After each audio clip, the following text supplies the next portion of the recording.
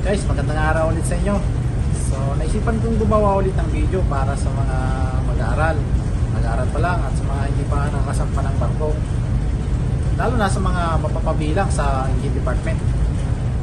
So, isa-isayin natin guys yung mga equipment at machineries dito sa aming barko ngayon.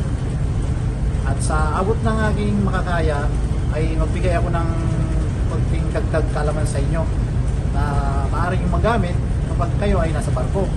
At katulad ng aking tuturo ngayon, kung ano yung mga purpose, kung ano yung mga paano sila gumagana. So, let's go guys! Ito ang aming sewage treatment plant. 2 cubic meter per day ang kanyang hydraulic load o kaya niyang i-process sa 24 hours. So, for 28 persons per day lamang.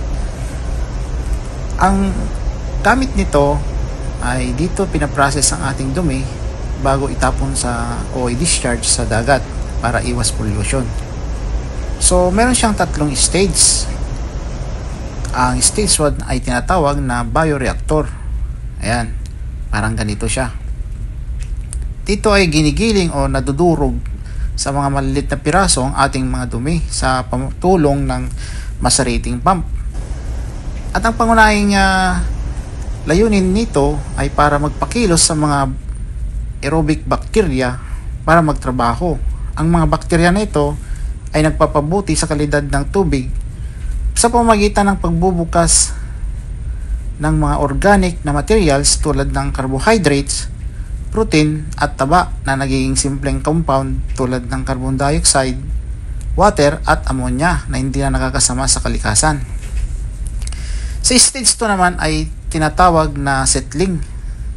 Dito ay naghihiwalay ang mga solidong partikula mula sa tubig sa pamamagitan ng pagpapalambot ng mga ito sa ibabaw ng tubig, habang ang malinaw na tubig ay nagiging malaya sa mga solidong partikula.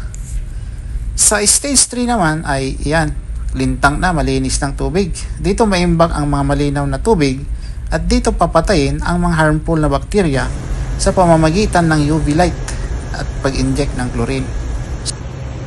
Tulad nito na nag-injection ng chlorine na disinfectant. So ayan guys, nagkaroon kayo ng konting idea. Sa susunod kong video ay tuturo ko naman sa inyo itong mga to. So may karugtong pa to guys, abangan nyo. So yan, paano ba gumagana itong vacuum na ito? So salamat sa inyo guys, paalam.